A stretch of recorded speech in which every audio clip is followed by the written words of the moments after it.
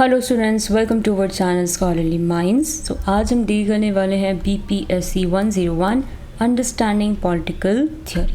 Okay, आज हम इसके कुछ इंपॉर्टेंट क्वेश्चंस डील करेंगे जो आपके जून एग्जामिनेशन में बहुत इंपॉर्टेंट हो सकते हैं। ठीक है, सो स्टार्ट करने से पहले दो इंपॉर्टेंट इन्फॉर्मेशन। फर्स्ट कि आप हमारा व्हाट्सएप एंड टेलीग्राम ग्रुप ये दोनों ज्वाइन कर लीजिएगा। यहाँ पे आपको रेगुलर क्लास अपडेट्स मिलते रहेंगे। ठीक है, लिंक आपको डिस्क्रिप्शन में मिल जाएगी। सेकंड, अगर किसी भी स्टूडेंट को इस सब्जेक्ट के गेस्ट पेपर्स परचेज करने हो तो आप आ सकते हैं shop.hindustanknowledge.com पर लाइक दिस। यहाँ पे आप अपना सब्जेक्ट को टाइप करके इजीली गेस्ट पेपर्स परचेज कर सकते हैं। इन केस परचेज करने में आपको कोई भी इशू आता है तो you can contact us at 9580023321। Okay, so let's start with our first question. Right an essay on the election system in a representative democracy. 1 minute. Representative democracy is a system. Representative democracy is a system of government in which people do not make all the decisions themselves. Instead, they choose their representative through election. These representatives make laws and run the government on the behalf of people. The election system is the foundation of representative democracy because it gives every eligible citizen the right to vote and choose their leaders. Representative democracy का मतलब क्या होता है? मतलब एक ऐसी government system जहां लोग खुद हर डिसीजन नहीं लेते बल्कि इलेक्शन के थ्रू अपने रिप्रेजेंटेटिव को चूज करते हैं एंड यही रिप्रेजेंटेटिव पार्लियामेंट या लेजिस्लेचर में जाकर लोगों की तरफ से लॉ बनाते हैं एंड गवर्नमेंट को चलाते हैं। ठीक है, रिप्रेजेंटेटिव डेमोक्रेसी का मतलब अब मैं बताती हूँ। इसका मतलब है कि देश के सिटीजन्स वोट देकर अपने लीडर्स को चुनते हैं, है ना, और वही लीडर्स उनकी तरफ से देश चलाते हैं। जो लीडर्स आप चुनेंगे वही फाइनल डिसीजन लेंगे और इस गवर्नमेंट को चलाएंगे। इस पूरे सिस्टम की फाउंडेशन क्या है? Election system. अगर इलेक्शंस ही फ्री एंड फेयर नहीं होंगे तब डेमोक्रेसी कैसे स्ट्रांग होगी? इसलिए जो इलेक्शंस होते हैं वो फ्री एंड फेयर होने चाहिए ताकि डेमोक्रेसी स्ट्रांग होती जाए। Let's see the meaning of election system. The election system is the process of selecting representative by voting. It allows people to express their opinion and choose their candidates who they believe will work for the welfare of country. Elections are held at regular intervals so that citizens can change their representative if they are not satisfied with their work. अब election system का meaning हम देखते हैं। Election system वो process है जिसके through citizens voting करके अपने रिप्रेजेंटेटिव को चूज करते हैं। ठीक है, इलेक्शंस रेगुलर इंटरवल पे होते हैं ताकि लोग अपने पसंद की लीडर्स को चुन सकें। अगर लोग किसी भी लीडर के काम से सेटिस्फाइड नहीं होते हैं तो वो अगले इलेक्शन में किसी और कैंडिडेट को वोट दे सकते हैं एंड इसी वजह से गवर्नमेंट लोगों के प्रति अकाउंटेबल भी रहती है ताकि उन्हें अगले इलेक्शन में भी उन्हें ही जिताया जाए। Features of election system. A good election system has several important features. First, elections should be free and fair without any pressure or cheating. Second, every adult citizen should have an equal right to vote, regardless of religion, caste, gender, or wealth. Third, there should be secret voting so that people can vote without fear. Finally, the election process should be managed by an independent election authority to ensure honesty and transparency. सबसे पहला feature है free and fair election. Election बिना किसी pressure, violence, cheating या corruption के होना चाहिए। हर voter को अपनी मर्जी से वोट देने का फ्रीडम होना चाहिए। मतलब है कि हर एडल्ट सिटीजन को वोट देने का इक्वल राइट होना चाहिए। ये तो हमें पता ही है। कोई फ़र्क नहीं पड़ना चाहिए कि वो किस कास्ट का है, जेंडर का है, कि अगर आप औरत हैं तो वोट नहीं देंगी, मैन हैं तो वोट नहीं देंगे, अगर आप हिंदू हैं या मुस्लिम हैं तो वोट नहीं देंगे। ऐसी चीज़ें नहीं होनी चाहिए। हर इंसान को राइट टू वोट मिलना ही चाहिए। थर्ड पॉइंट है सीक्रेट वोटिंग। ओके, इसका मतलब है वोटर को किस कैंडिडेट को वोट दिया है ये सीक्रेट ही रहना चाहिए। ये उस पे ना किसी भी तरह का प्रेशर नहीं होना चाहिए कि बताओ आपने किसको वोट किया है ना, या फिर कोई आपके सिर पे बंदूक टांग दे और बोले कि नहीं इसी को वोट करो अभी। तो ये चीज़ें नहीं होनी चाहिए। एंड फाइनली, एक अच्छे इलेक्शन के लिए इंडिपेंडेंट इलेक्शन कमीशन होना बहुत ज़रूरी है। ये इंश्योर करता है कि election honestly, Fairlie and transparently conduct हो। ठीक है, इंडिया में ये काम कौन करता है? इलेक्शन कमीशन ऑफ इंडिया करता है। ठीक है, let's move on ahead. Importance of elections.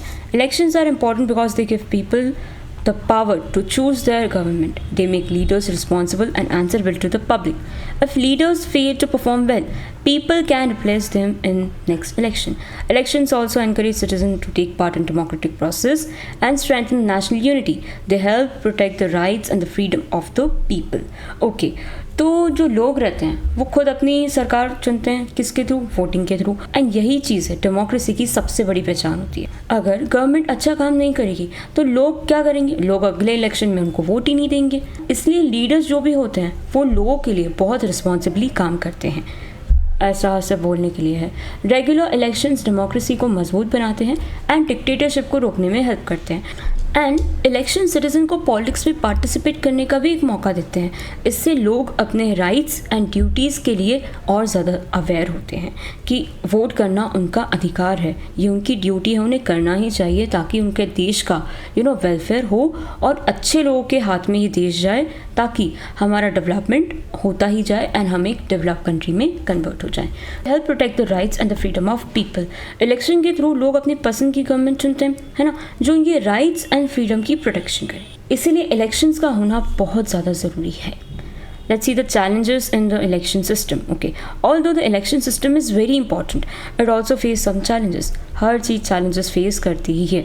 Money, power, misuse of social media, fake news, corruption, low voter count, turnout can affect the fairness of election. Sometimes people vote based on caste, religion, or personal interest instead of choosing the best candidate.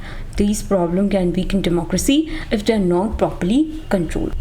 Challenges क्या क्या है? कभी कभी candidates के पास बहुत पैसा होता है तो वो और ज़्यादा खर्च करते हैं एंड कभी कभी तो वो वोटर्स को भी इन्फ्लुएंस करने की कोशिश करते हैं, मतलब वोट खरीदने की कोशिश करते हैं। गलत इन्फॉर्मेशन एंड फेक न्यूज़ की वजह से भी जो वोटर्स हैं वो कंफ्यूज हो जाते हैं, है ना।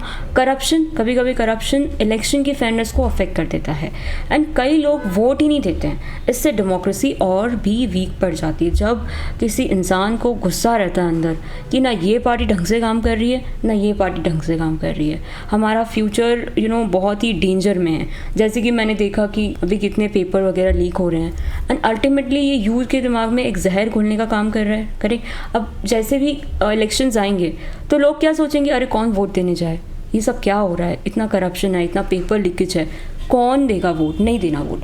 तो ये चीज़ें क्या करती है, डेमोक्रेसी को बहुत ज़्यादा वीक कर देती। एंड कभी कभी लोग कैंडिडेट की क्वालिटी के बजाय कास्ट या रिलीजन को देखकर वोट देते हैं। जैसे कि फॉर एग्जांपल मेरी कास्ट का कोई पर्सन खड़ा हो गया, है ना, तो अब जो आसपास के मेरे लोग हैं वो मेरे को क्या इन्फ्लुएंस करेंगे, अरे सुनो वोट देना हो तो इसी को देना, ठीक है। भले इनके सामने कोई बहुत ही अच्छा एजुकेटेड पर्सन खड़ा हो तब भी मुझे क्या इन्फ्लुएंस किया जाएगा, नहीं आपको इसी को वोट देना, इसी को ही वोट दो। क्यों? क्योंकि ये मेरी कास्ट का है। तो ये तो गलत चीज़ है। आप बेस्ट कैंडिडेट को चुनिए जो हमारे देश को, हमारी गवर्नमेंट को अच्छे से चला सके।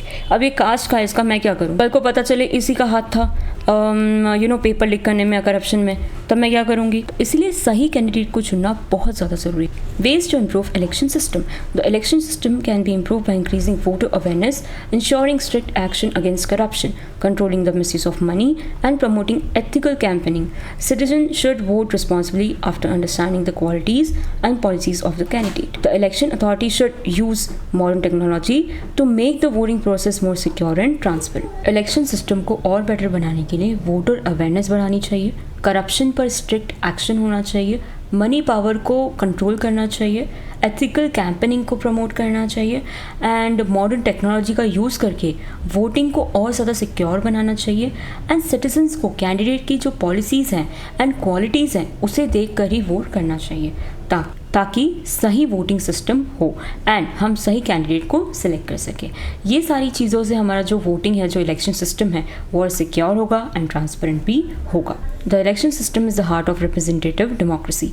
It allows citizen to choose their leaders peacefully and ensure that the government work according to the people's wish. Free, fair and regular elections strengthen democracy and promote equality, justice and development. Therefore, every citizen should value the right to vote and actively participate in election for the progress of the nation. Election system representative democracy का heart है, ठीक है। And इसी के through citizen peacefully अपने representatives को choose करते हैं एंड गवर्नमेंट को अकाउंटेबल बनाते हैं। Free, fair and regular election democracy को स्ट्रॉन्ग बनाता है और इक्वालिटी, जस्टिस, डेवलपमेंट को प्रमोट करता है।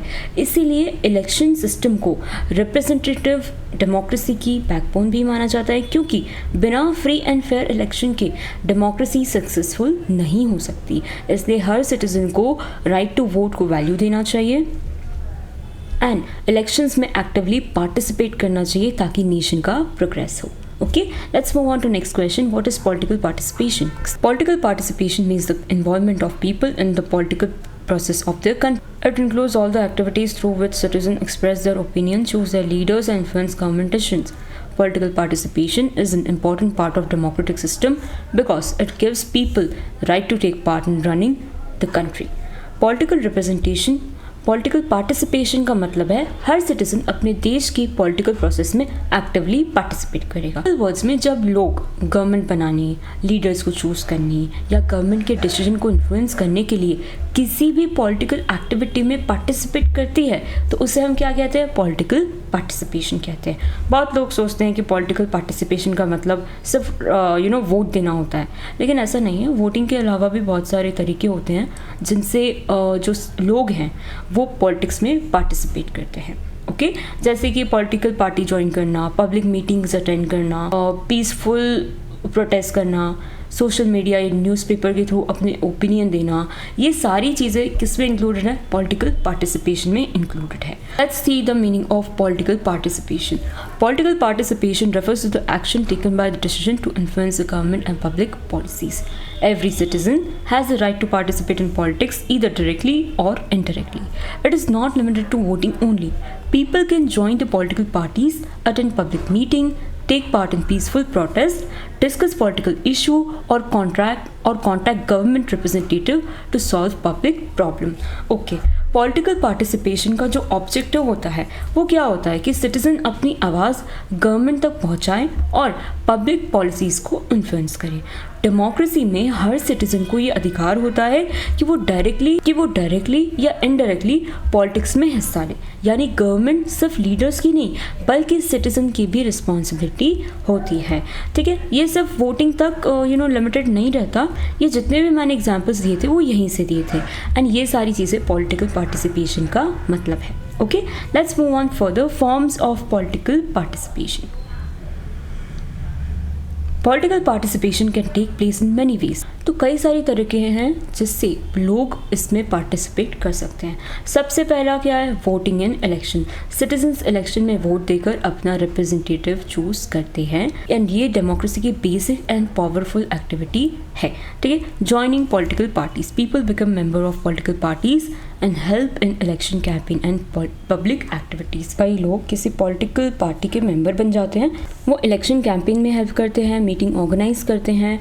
नेक्स्ट है taking part in public meeting and release. अब जो तीसरा फॉर्म है, सिटीजन मीटिंग्स में अपनी ओपिनियन रखते हैं और पब्लिक इश्यूज पर डिस्कशन करते हैं। ठीक है, पीसफुल प्रोटेस्ट एंड डेमोन्स्ट्रेशन। इसमें क्या होता है कि अगर गवर्नमेंट की कोई पॉलिसी है जिससे लोग एग्री नहीं कर रहे हैं तो वो पीसफुल प्रोटेस्ट करते हैं, एंड ये भी डेमोक्रेसी का एक इम्पॉर्टेंट पार्ट है कि जो आपको नहीं पसंद आ रहा है उसके खिलाफ खड़े होना, अपनी आवाज़ उठाना। Discussing public issue. यहाँ पे क्या होता है कि citizen newspaper, television, social media, इन सब के थ्रू पब्लिक इश्यूज़ पर अपनी ओपिनियन शेयर करते हैं, एंड इससे गवर्नमेंट को पब्लिक की थिंकिंग समझने में हेल्प मिलती है। Contacting public representative. People can meet or write to government officials. ना इसमें क्या होता है कि जैसे कि किसी एरिया में कोई पब्लिक प्रॉब्लम हो, जैसे कि रोड ख़राब है, पानी ख़राब है, स्ट्रीट लाइट नहीं है, तो सिटीजन्स अपने एमएलए या एमपी या लोकल रिप्रेजेंटेटिव को कांटेक्ट भी कर सकते हैं कि हमारे यहाँ ये प्रॉब्लम है, प्लीज़ इसे सॉल्व कीजिए। तो ये भी पॉलिटिकल पार्टिसिपेशन का एक इम्पॉर्टेंट फॉर्म है। Importance of political participation. Political participation is necessary for the success of democracy. It helps in choosing honest and capable leaders. It makes the government responsible and accountable to the people. Active participation increases public awareness about rights and duties. It also helps in protecting democracy and promoting equality and justice. When more people participate, government decisions reflect the needs and the interests of society. It also encourages citizens to work together for the development of their country. Political participation की वजह से जो democracy है वो और ज़्यादा strong होती है, एंड यही एक तरीका है जिससे लोग अच्छे लीडर्स को चुन सकें, ऑनेस्ट लीडर्स को चुन सकें। यही चीज़ गवर्नमेंट को और ज़्यादा अकाउंटेबल बनाती है, क्योंकि जब सिटीजन एक्टिव रहते हैं तो गवर्नमेंट और ज़्यादा रिस्पॉन्सिबल एंड आंसरेबल रहती है। इसकी वजह से पब्लिक अवेयरनेस भी बढ़ती है। पॉलिटिकल पार्टिसिपेशन से लोग अपने राइट्स एंड ड्यूटीज़ के बारे में अवेयर होते हैं।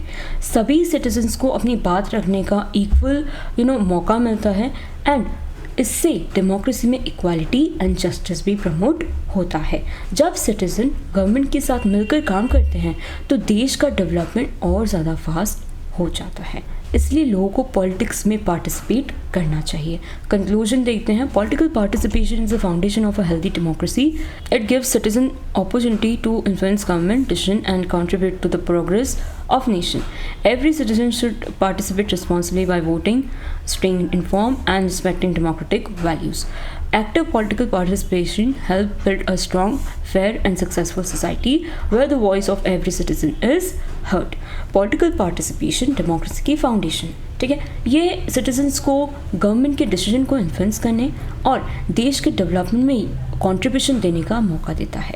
Voting, political parties, public meeting, public discussion, ये सारी एक्टिविटीज़ के थ्रू डेमोक्रेसी स्ट्रॉन्ग बनती है एंड लोगों का जो पॉलिटिकल पार्टिसिपेशन है वो भी इंक्रीज़ होता है। ये जो पॉलिटिकल पार्टिसिपेशन है ये बहुत ही ज़्यादा इम्पॉर्टेंट है क्योंकि इसी की वजह से strong, fair and successful society बनती है जहाँ पर हर सिटीजन की बात को सुना जाता है। Okay, let's move on to next question. Trace the development of the concept of citizenship. Citizenship is legal and political relationship between a person and the state. It gives people certain rights and also expects them to perform certain duties. The idea of citizenship has changed over time according to social, political and economic development. See, citizenship एक legal and political relationship होता है जो एक person और state के बीच होता है। कोई पर्सन किसी देश का लीगल मेंबर होता है और उसे कुछ राइट्स मिलते हैं एंड कुछ ड्यूटीज़ भी निभानी होती है, तो इसे हम क्या कहते हैं? सिटीजनशिप कहते हैं। जैसे इंडिया का सिटीजन होने पर हमें वोट देने का राइट मिलता है, हमें फंडामेंटल राइट्स मिलते हैं एंड साथ ही हमें लॉ फॉलो करने होते हैं, टैक्स देना होता है एंड देश के लिए हमें अपनी रिस्पॉन्सिबिलिटीज़ भी निभानी होती है। आज का ये जो सिटीजन का कॉन्सेप्ट है वो एक दिन में डेवलप नहीं हुआ है। ये जो सिटीजनशिप का आइडिया है ये वक्त के हिसाब से सोशली, पॉलिटिकली एंड इकोनॉमिकली बदला भी है। Let's move on further. तो ये कई सेंचुरी से धीरे धीरे बदलता आ रहा है। Let's move on further. Citizenship in ancient Greece. The concept of citizenship first developed in Athens. Only free adult man were considered citizens. Women, slave and foreigners were excluded. क्या बात है। Citizen had the right to vote. Citizens had right to participate directly in the government by voting and discussing public issues. Citizenship was seen as active participation in public life. अब ये जो citizenship का concept है इससे पहले ancient Greece में, खासकर Athens में डेवलप हुआ था, लेकिन वहाँ पे उस समय सब लोग सिटीजन नहीं माने जाते थे। सिर्फ फ्री एडल्ट मैन को ही सिटीजनशिप मिलती थी। वेमेन हो गए, स्लेव्स हो गए, फॉरेनर्स हो गए, ये लोग सिटीजन नहीं माना जाता था। इन लोगों को सिटीजन्स नहीं माना जाता था।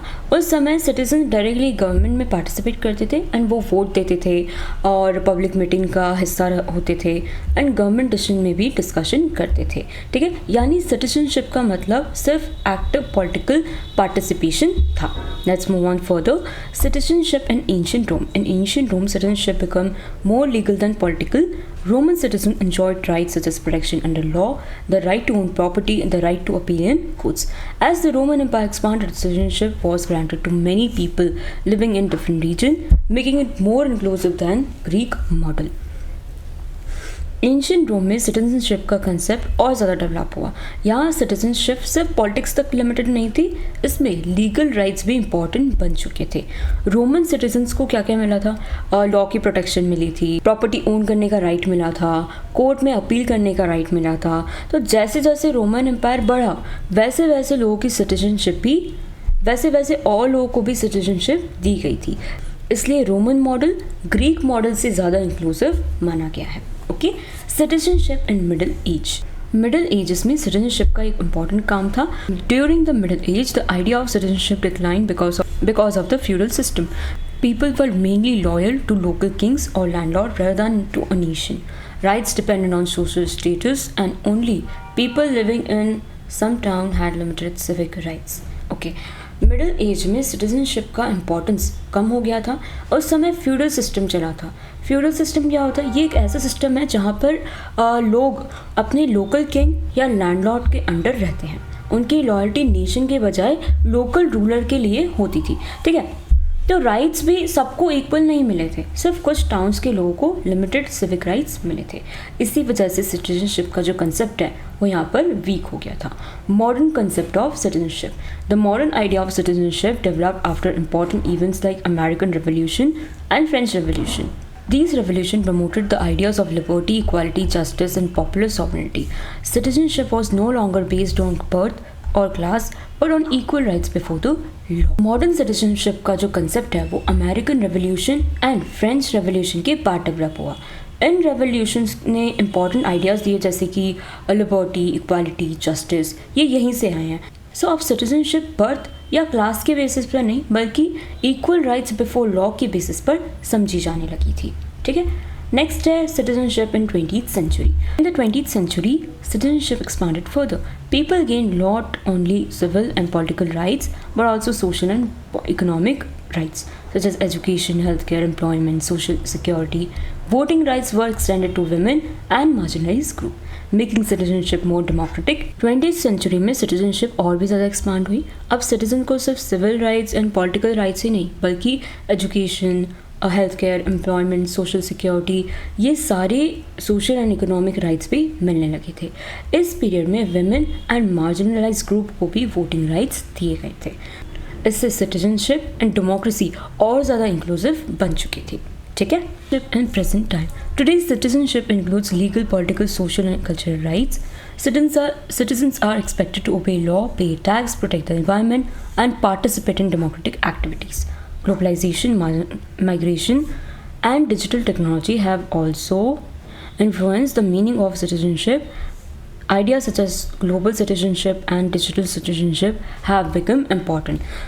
आज सिटीजनशिप सिर्फ लीगल स्टेटस नहीं है, इसमें क्या क्या इंक्लूडेड है? Legal rights, political rights, social rights and cultural rights भी इंक्लूडेड है। ठीक है, साथ ही सिटीजन्स की कुछ ड्यूटीज़ भी है जैसे कि लॉ फॉलो करना, टैक्स पे करना, इन्वायरमेंट को बचा के रखना, डेमोक्रेटिक एक्टिविटीज़ में पार्टिसिपेट करना, ये सारी ड्यूटीज़ भी इंक्लूडेड है। आज globalisation, migration and digital technology की वजह से कुछ नए कंसेप्ट भी आए हैं जैसे कि ग्लोबल सिटीजनशिप हो गया, डिजिटल सिटीजनशिप हो गया, एंड ये काफ़ी इंपॉर्टेंट भी है। अच्छा, इसका मतलब क्या है? ग्लोबल सिटीजनशिप यानी सिर्फ अपने देश ही नहीं बल्कि पूरी दुनिया के लिए रिस्पॉन्सिबिलिटी फील करना।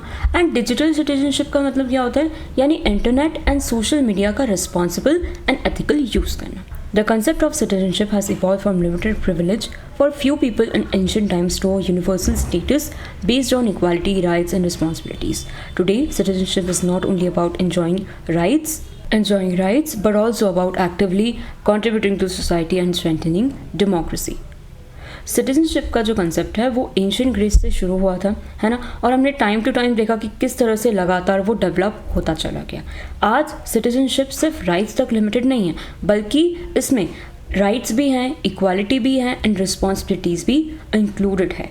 इसीलिए मॉडर्न सिटीजनशिप को डेमोक्रेसी का भी फाउंडेशन माना जाता है क्योंकि एक रिस्पॉन्सिबल सिटीजन ही देश की progress, unity and democratic value को मजबूत बनाता है।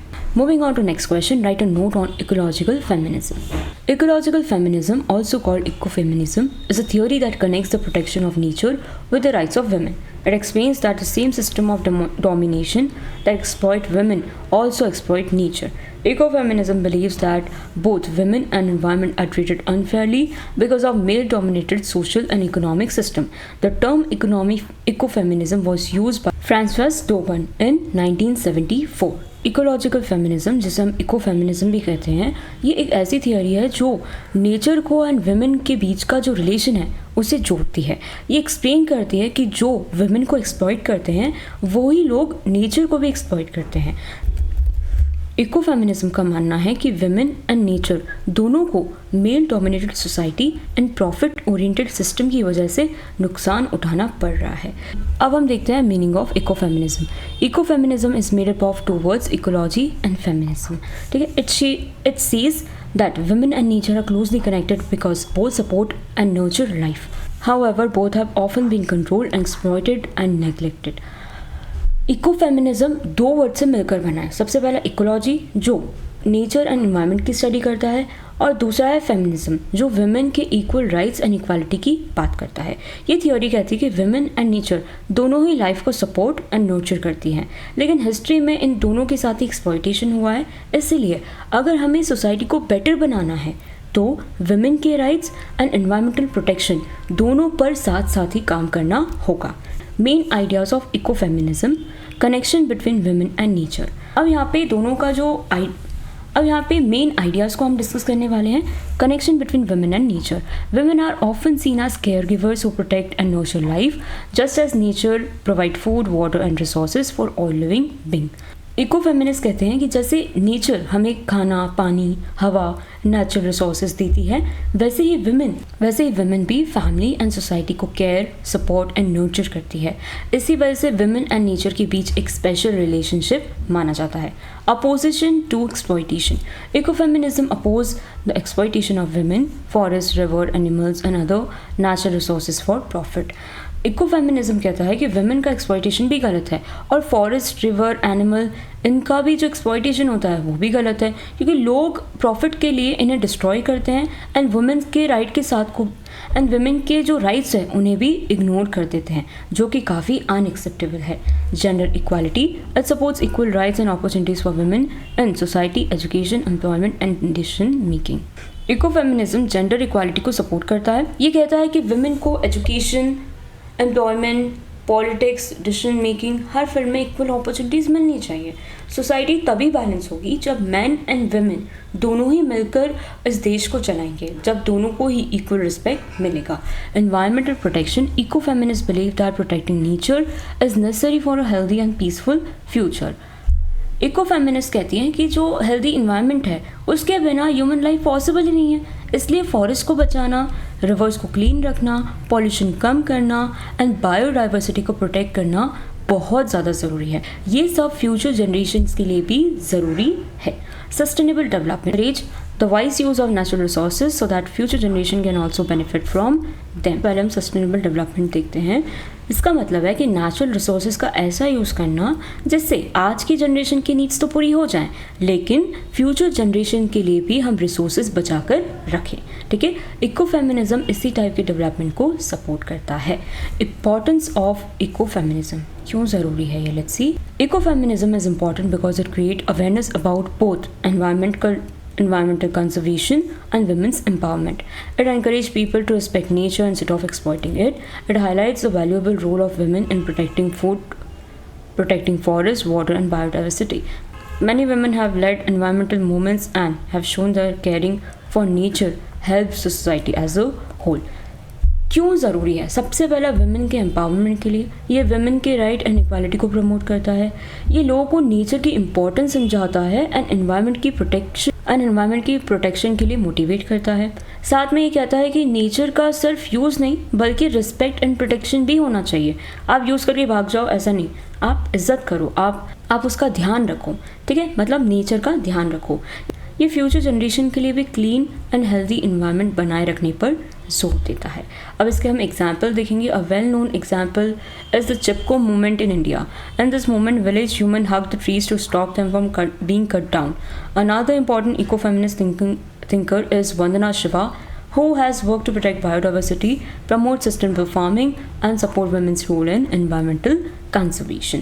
इंडिया का सबसे फेमस चिपको मूवमेंट इको फेमिनिज्म का बेस्ट एग्जाम्पल माना जाता है। इस मूवमेंट में विलेज में जो वुमेन थी उन्होंने ट्रीज़ को गले लगा लिया था ताकि उन्हें काटा ना जा सके। उन्होंने फॉरेस्ट को बचाने के लिए पीसफुल प्रोटेस्ट किया एंड ये मूवमेंट वुमेन एंड एनवायरनमेंट के स्ट्रॉन्ग कनेक्शन को भी दिखाता है। एक और थिंकर की बात की गई है यहाँ पर, वंदना शिवा, जिन्होंने biodiversity protection, sustainable farming and women role in environmental conservation पर भी बहुत काम किया है। उनका मानना है कि वुमेन एनवायरमेंट को प्रोटेक्ट करने में बहुत इंपॉर्टेंट रोल निभाती है। Let's see the conclusion. Ecofeminism teach that well being of a women and the environment is closely connected. A society that respect women is more likely to respect nature and a healthy environment improves the quality of life for everyone. Therefore, ecofeminism called for gender equality, environmental protection, and sustainable development. By working together to protect both women and nature, we can build a more just, peaceful and sustainable world. Ecological feminism हमें सिखाता है कि women and nature दोनों को respect and protection मिलना चाहिए, ये बहुत ज़रूरी है इनके लिए। ये थियोरी हमें gender equality, environmental protection, sustainable development, ये सारी चीज़ों को एक साथ जोड़ता है। एंड इसका ये मानना है कि अगर हम विमेन को इक्वल रिस्पेक्ट देंगे एंड नेचर को प्रोटेक्ट करेंगे, तभी एक just, peaceful and sustainable society बन सकती है। Okay okay, so that's all for today. Thank you so much.